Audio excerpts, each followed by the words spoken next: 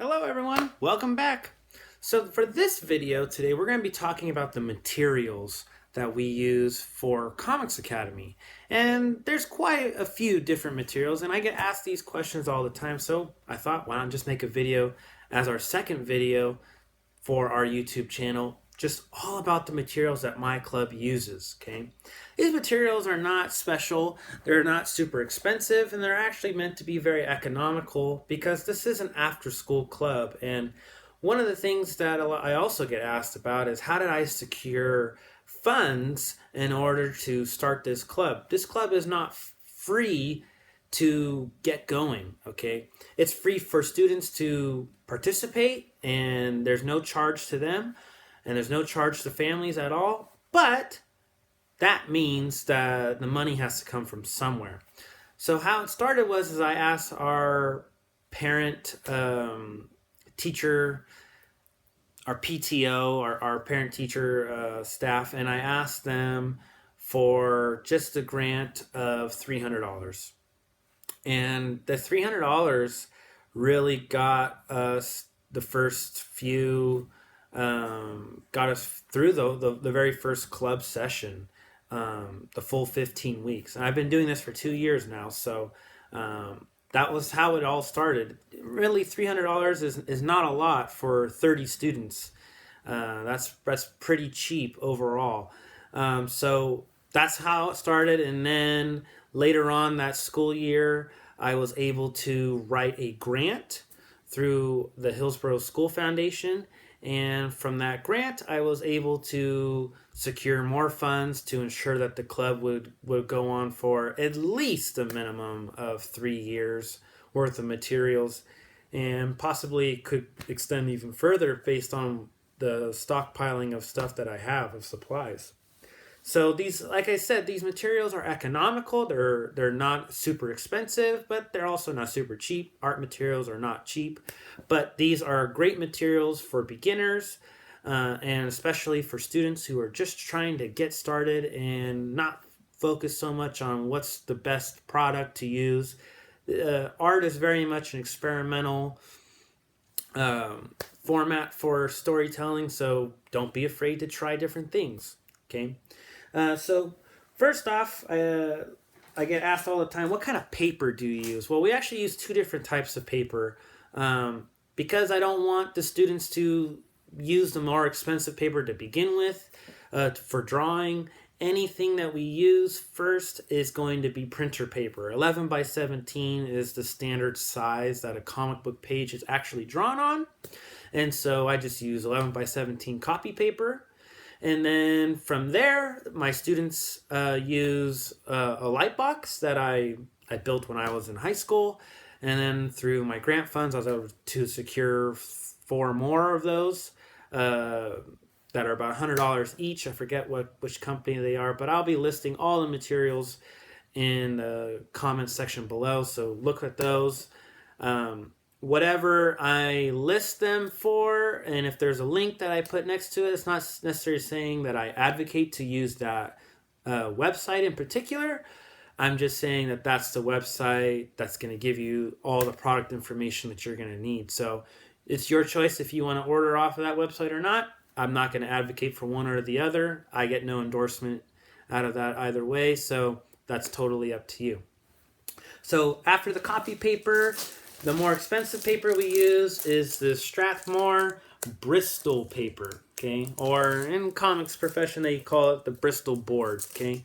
And it's a pack that comes with 24 sheets, and this is the smooth kind.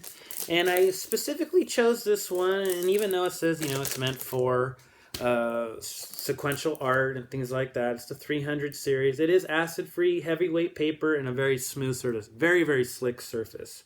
And so this is a great pad of paper. I know that there's different types that people use, but an economical option right there. And they're fantastic pieces of paper, very strong and sturdy. And so students start with the copy paper, the printer paper, they draw all their things on there. If they make any mistakes, it's totally fine.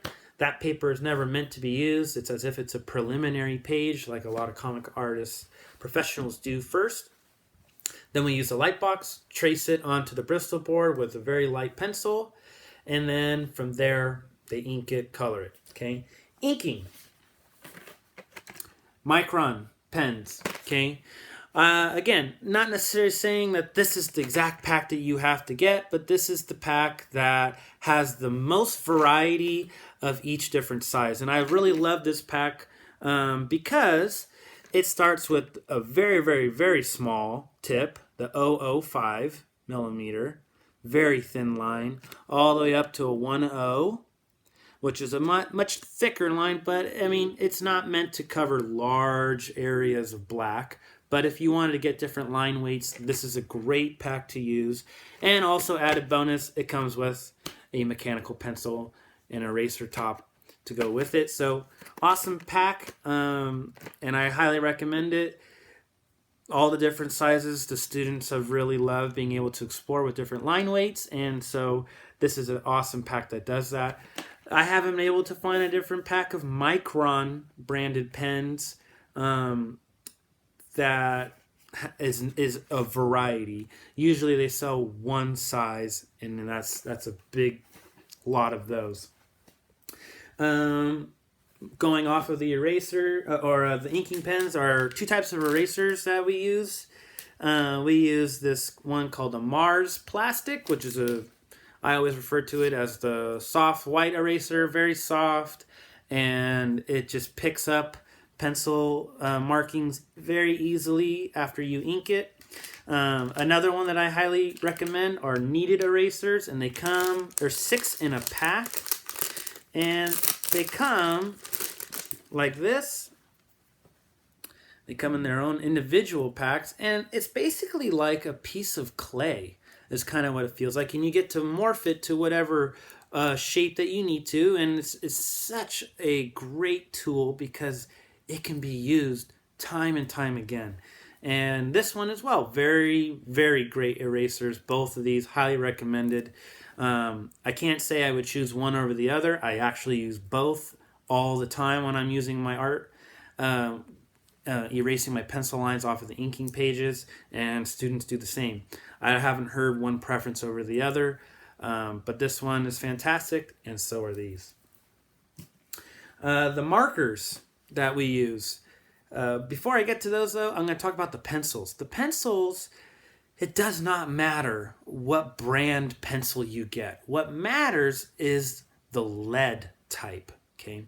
So your standard lead, if you bought a number 2 pencil, what that actually is, you'll see on the pencil, it'll say HB, okay? And that's the softness of the lead. B being a very, very, very soft lead in which you're going to get a very dark graphite line on it, okay? And in the H being a very hard lead, in which case you're going to get a very light line, okay? And so what I get is the H pencil, okay? And it's a huge spectrum. There's H to B, and in the middle is HB, okay? I get an H pencil for my club. The H pencil is a very hard lead, which then allows when you're tracing onto the Bristol paper here, when you're tracing onto here, it's going to be a very light pencil because you don't want your pencil lines left over after you ink. They'll look, what I call them, ghost lines. After you erase, if you erase because you're drawing too hard with the pencil, what's going to be left behind is called a ghost line. And it doesn't look too great when you scan that into the computer for me to then manipulate to print. So H pencil does not matter the brand. What matters is the lead type that you get, okay, the graphite. Now, the markers. Like I said, this club is meant to be economically feasible for people, okay? And this is a public school, so I'm not going to go buy Copic markers. Although they are considered the best and they are used by industry professionals, they are fantastic. I've used them before. They're a great tool. But they're also super expensive, okay? And for one pen marker to cost about $5 to $6, that's not going to work out for a club of 30 students fighting over one marker that costs $5. So instead, I was able to find off of Amazon. Again, not advocating for one website over the other. It's just what I found. On Amazon, I found this brand that comes with a pack of 72 or 80. Can't quite remember how many are in this pack, but I believe that it was around $40, and it was a pack of 80. Yeah, so it was $40 for 80 pens, 50 cents a pen. You cannot beat that price, and you get a huge array of markers, okay? And I'll show you there. They are awesome markers, and they have beautiful colors. And I'll be doing videos on how to use these markers, this particular brand, because each brand is different. Each number of the color is different, and that's extremely important when we're talking about our art pages, okay? Why did I choose these markers over like Crayola or something along those lines? Because these are called alcohol markers, okay? And the alcohol markers are a very special type of marker because the alcohol in the ink will bleed and blend together. And that will give you a huge gradient of colors and it'll allow your art to really, really shine through. Okay. Another reason why we use the Bristol paper is because if you only stuck with printer paper, the inking and the alcohol markers will just bleed right through and they won't blend very well. The Bristol paper is a thick paper that can absorb a lot of ink, and that is what you need when you're doing comic book pages. Okay. So that's a few of our materials that I use. A lot of other things that people ask me about are, what references do you use? Like, what books have you used? I get a lot of questions about that from parents. So I use the books that I've had since I was a little boy. These books, and there are so many different books that are out there that people can look up. But these books are the ones that I cherish very much, and it's what I use all the time. And it's a huge reference tool for me. The first book I ever got when I was about fourth grade. I got this as a birthday or Christmas present, one of the two. It is this one here, How to Draw Comics the Marvel Way. And it's by Stan Lee and John Buscema. Is there a better book out there from two of the industry's titans? No. Not that I could ever see. And it's just a book that just has literally everything in it, from perspectives to human anatomy. All of my art lessons are primarily based off of what this book teaches you. Okay. Now, I did not understand this book when I was in fourth grade. So I'll hold you there for a second.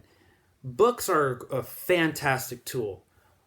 Learning from a book to work on your art skills or your writing doesn't have the same flavor, okay? Books are fantastic and they can teach you a lot, but having a teacher teach you these ideas and concepts, that's what brings this comic book academy experience all together, is I'm incorporating all these things into one while referencing all these other resources to make it right. Okay, so How to Draw Comics the Marvel Way, fantastic book. I highly recommend it. And I'll also be adding in a playlist in the art section different videos that Stan Lee and John Buscema actually did a TV special of some sort, and they have videos of each section of the book, and it is spectacular. So look for those. Fantastic book, one of my favorites, and I've had it since I was in fourth grade. Another one that I got from a bookstore a while back, long time ago, How to Draw Graphic Novel Style by Andy Fish. This book is a very simplified, chapter by chapter type of storytelling that can really get you down to, it takes that whole idea of how to draw comics the Marvel way with perspectives, anatomy, shadows, lighting, everything. And it also incorporates the computer drawing aspect, of which something that's not economically feasible for my club. I would love to get there someday using iPads or some other form to be able to color and draw digitally, but you know what? We're dealing with students who are in elementary age. They need to get off of screen time for drawing and other learning purposes, and they need to be using tactile resources and tools. So that's why we go with the old school method of drawing. But this book, fantastic, highly recommend it. Another one that I've had forever and a day, DC Comics Guide to Penciling by Klaus Janson. Klaus Janson. He's a fantastic artist and primarily known for his inking throughout comics history. And this book gives you way more information than it's such a great bargain. I highly recommend it. Again, a book can only teach you so much. A teacher who can take these ideas and concepts and bring them to life for you is what you need, and that's what these videos and this club is all about. So that's been a lot of different art books. Okay, those three are my big three. My two writing and script reference books I'm going to show you next. First book by Brian Michael Bendis, the co-creator of Jessica Jones and Miles Morales and other fantastic characters, and has revolutionized Marvel Comics characters for most of his career, and now he's working at DC Comics and has completely revolutionized Superman again and made him relevant. This book is fantastic. It's called Words for Pictures. This is a book by Brian Michael Bendis, and I believe that there is a second edition coming soon. Can't wait to get it. But this book really is everything that you would need, and many things that I reference for script writing come from that book.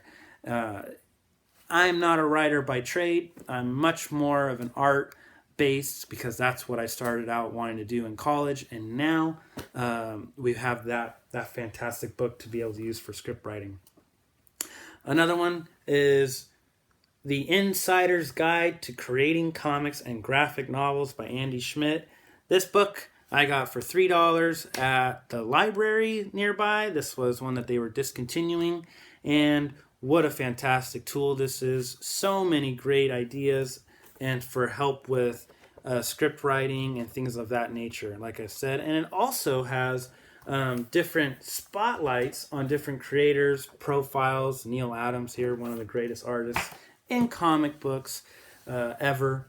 So those are some of the books that I've used, and I hope that this video has kind of clarified for many people all the different materials that my club uses. We have so much to be thankful for, and it all started with a few $100, and from there it's exploded into a club that now serves over 100 students a year. It's fantastic. Thank you for your support. Look for our next videos as we move forward, and I hope that you have a great rest of your day.